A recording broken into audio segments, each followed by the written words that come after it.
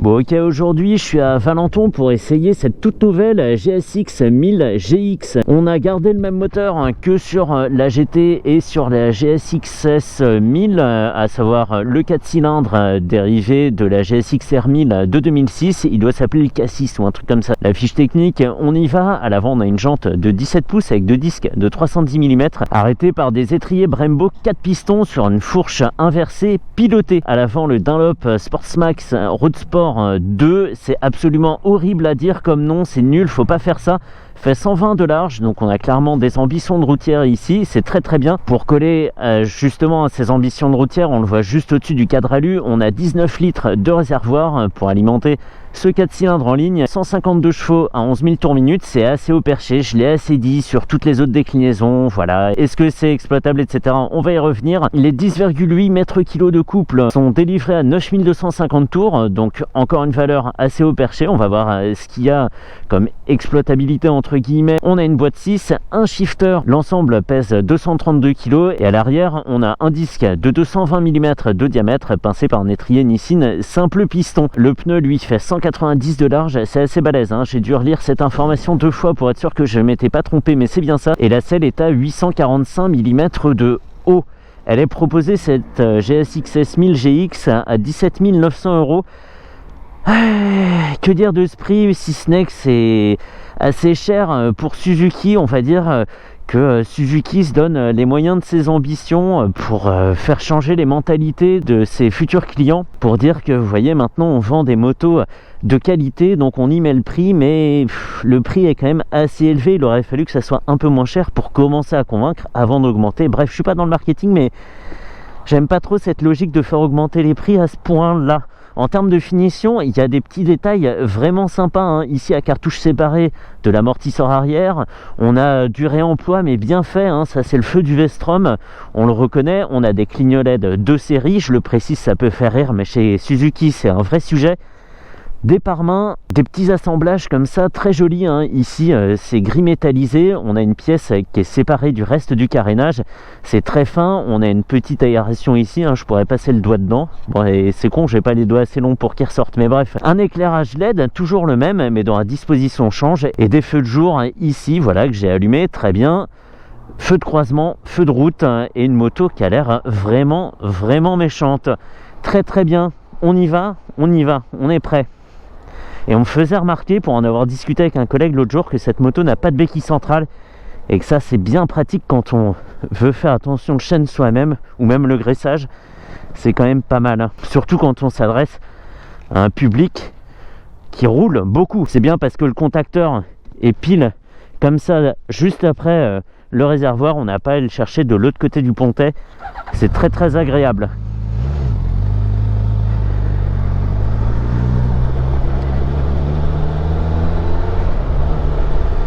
Alors sous les yeux on a ce TFT de 6 pouces et demi, hein, qu'on avait déjà vu sur d'autres machines de la gamme, commandé par ce Komodo gauche qu'on avait également vu et découvert sur la GSX S 1000 GT. J'ai regardé, c'est exactement le même, hein. Donc on a une croix directionnelle qui permet de se promener dans les différents menus et les réglages. Et en parlant de réglages, avant que ça gueule en commentaire, je vais les détailler. Je suis en mode A, j'ai le traction control à 1 et je suis en mode S à droite. La suspension est en mode auto. J'ai dû regarder pour trouver le clignotant, ce qui n'est pas toujours bon signe en termes d'ergonomie. Et sinon j'ai de l'essence, hein. Donc on va pouvoir juger du maniement de la moto avec quasiment le plein. J'ai juste un segment vide, donc ça va permettre d'avoir un petit peu de poids au perché et savoir ce que ça donne.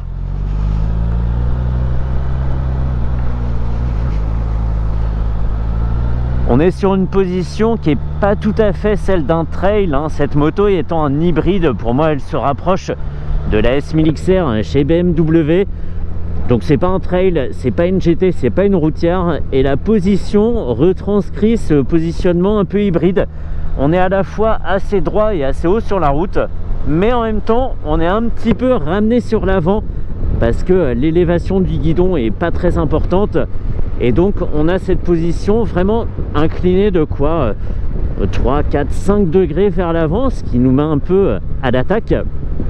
Donc c'est pas mal et ça se voit pas non plus sur toutes les machines. Par exemple le Tracer 9 qui est pas vraiment un trail non plus a une position plus droite, plus détendue. Celle-ci, on est déjà un petit peu dans la recherche de la performance.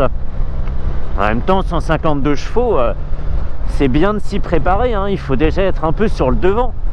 Ici derrière ce bouchon étanche on a une prise USB, donc ça c'est très bien, elle ne craindra pas les intempéries et on peut recharger directement son GPS ou son téléphone. La bulle n'est pas réglable, on ne peut pas la monter ou la descendre et c'est dommage parce qu'elle aurait gagné à avoir une bulle qu'on pourrait descendre justement pour lui donner un look encore plus affûté. Et ça m'amène naturellement à la première réflexion que j'ai eue en m'asseyant sur cette moto il y a quelques jours, c'est que tout dans la disposition des éléments à bord amène naturellement vers le TFT. C'est assez drôle à remarquer parce que c'est pas très courant, mais comme la moto a une forme pointue, et là on va me tomber dessus en disant c'est pas la seule moto qui a une forme pointue, bref, je détaille et il faut s'asseoir dessus pour comprendre.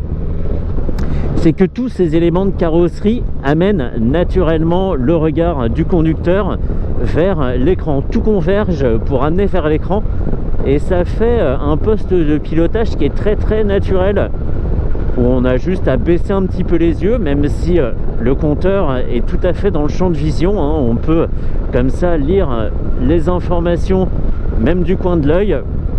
Donc ça c'est très bien pensé, en ergonomie c'est parfait.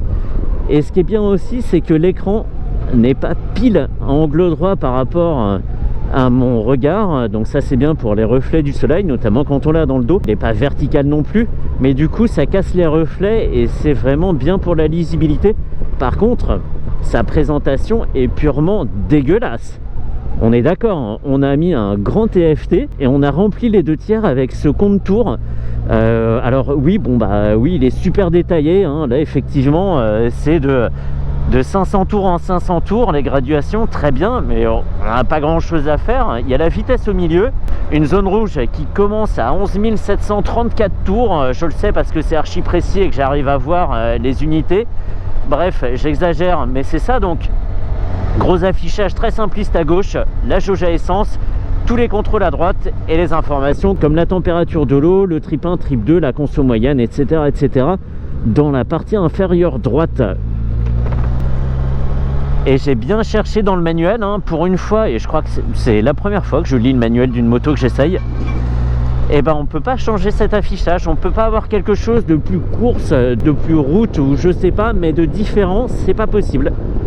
Bref, on fait défiler les infos avec la croix directionnelle. Comment ça, je suis énervé? Oui, non, je plaisante.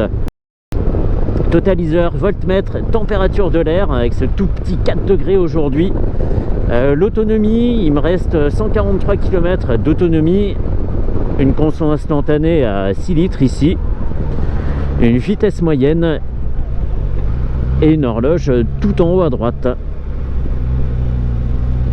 C'est vrai qu'on est assez haut et tellement haut que je me demande si je vais réussir à toucher par terre en m'arrêtant au feu, alors que c'est stupide parce que je suis monté dessus et j'y ai pas pensé. Mais maintenant que je roule et que ça fait quelques temps que j'ai pas reposé les pieds par terre, je me trouve quand même très haut sur la route.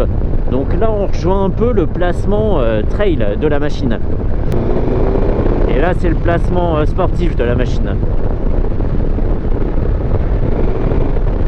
Ouais, ça fait du bruit dans le casque, hein, la bubule là. De look démente, rien à dire.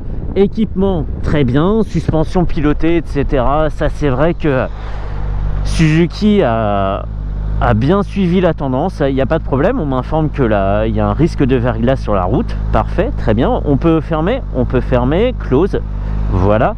Donc ça c'est très bien. De l'équipement, oui, du confort aussi, pas de problème, nickel, tout est beau, tout est joli. Par contre, un prix mais tellement élevé quoi, c'est incroyable.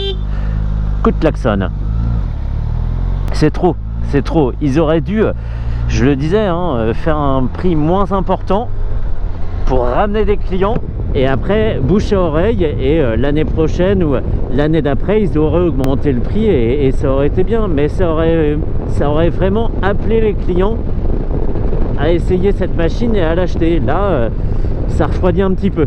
On se dit bah pourquoi pas prendre une BM S1000 XR. Alors c'est 2400 € de plus, 2004 ou 2005, bref. Mais en achetant une BM S1000 XR, on a au moins une moto qui a fait ses preuves.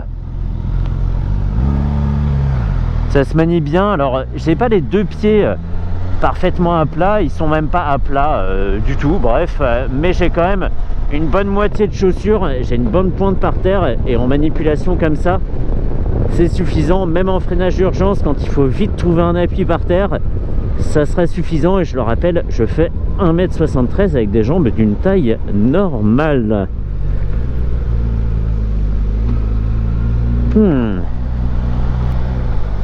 L'avantage, cela dit, de cette moto, hein, je dis que acheter une S1000 XR, c'est acheter en quelque sorte la tranquillité avec une moto qui existe depuis plusieurs années.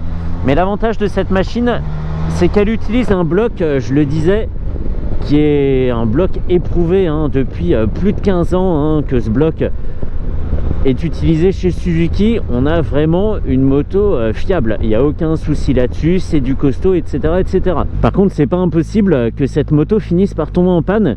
Et là, entre en jeu mon sponsor d'aujourd'hui, à savoir FMA Assurance, qui vous proposera, si cette moto est au garage, de vous prêter un véhicule pour une durée maximum de 30 jours. Et ça c'est bien parce que des fois, voilà, on attend une pièce, ça dure un petit peu plus longtemps, etc., etc. Et du coup, on peut pas forcément garder de véhicule de prêt chez le concessionnaire. Et donc là, on n'aura pas à y penser. Jusqu'à 30 jours, FMA Assurance se charge de tout. Et si je devais assurer cette moto chez FMA Assurance en tout risque, il m'en coûterait 87 € par mois avec mon profil, qui n'est pas le meilleur des profils, mais ça donne déjà une idée du tarif d'assurance de cette 1000 GX. On continue. Shifter. Ouais, le bruit se confirme, hein. Je crois que ça s'entend, non? Attends, conduis derrière la bulle. Voilà, c'est bien. Voilà, c'est la scoliose que je risque là. Aïe aïe aïe, mon dos. Bon, pour une moto qui a des ambitions routières, ou au moins de GT. Oh, la police, bah disons, ils ont fait vite. Je viens à peine d'accélérer, écoutez. Elle aurait mérité d'avoir une petite bulle réglable comme la Ninja 1000 SX par exemple, même si ça casse complètement la ligne parce que ça fait une excroissance vraiment pas belle quand la bulle est tirée au max. Mais au moins, le moment où tu veux voyager tranquille, eh ben, tu remontes ta bulle et tu es protégé du flux d'air. Là, je trouve pas ça agréable du tout et j'allais même pas très vite, hein. Ici, on est à 80 et c'est déjà désagréable. Par contre, le moteur, lui, c'est comme s'il n'avait pas démarré, hein. On est tranquille sur le couple en 6ème à 3500 tours et je sais même pas si je tourne la poignée, je suis obligé de regarder la position de ma main, quoi. Donc ça, c'est très très bien. C'est un bloc, je le disais, qui est costaud, hein. Il a de la ressource. Et même si le couple maxi est dispo à 9250 tours et la puissance à 11 000, et ben avant on a un moteur qui est quand même assez plein, moyennant, et maintenant on le sait puisque j'en ai fait la meilleure expérience, de bien se mettre en mode A, traction control à 1 et tout au minimum. Parce que sinon, on est sur une machine qui est trop bridée et qui donne absolument pas son plein potentiel. Faut le savoir. Et il m'a fallu 3 essais de la GSX 1000 pour le savoir. C'est hyper sonore, hein. J'ai des craintes sur le fait qu'on m'entende bien là. Et je vais pas très vite, encore une fois, je suis à 93. Et c'est déjà compliqué, quoi. C'est déjà compliqué. Je l'ai pas dit, mais on peut associer son téléphone à la machine via l'application Suzuki MySpin. Tu parles d'un nom, bref. Et ça donne plein de choses. Ça peut servir à associer des intercoms, notamment entre le conducteur et son passager. Ça c'est bien, je sais pas pourquoi, parce que les intercoms ça s'associe de toute façon. Bref, j'ai vu ça dans la notice aussi.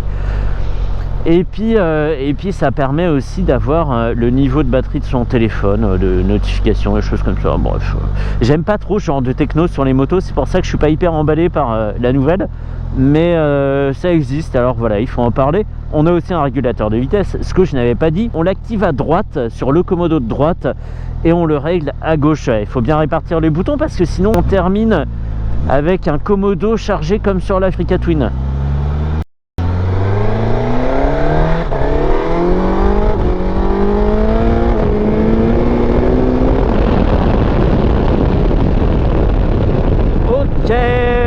Alors je sais pas si ça s'est vu à l'image, j'étais fond de poignée, on a claqué les rapports tranquillement, je dis ça comme si on était 10 sur la moto, j'ai claqué les rapports tranquillement sans aller chercher trop dans les tours, et la moto a dû rouler sur une petite partie un peu mouillée, mais alors ça s'est promené de l'avant et ça s'est promené de l'arrière.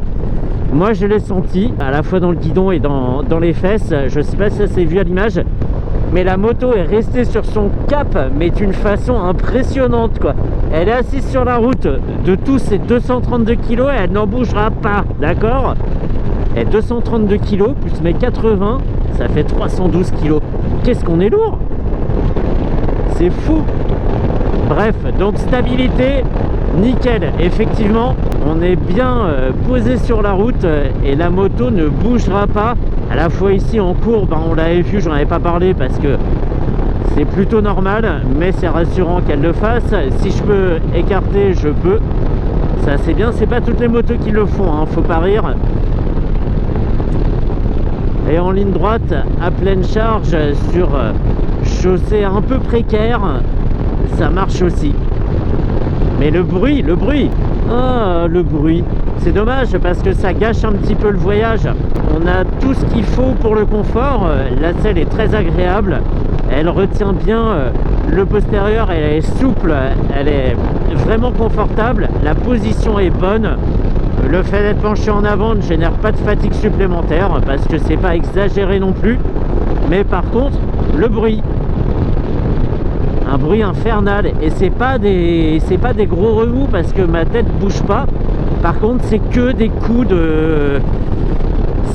Voilà, c'est que de la turbulence sur le dessus du casque. Et c'est tout ce qu'il faut pas. Donc ça sent la bulle en accessoire, ça.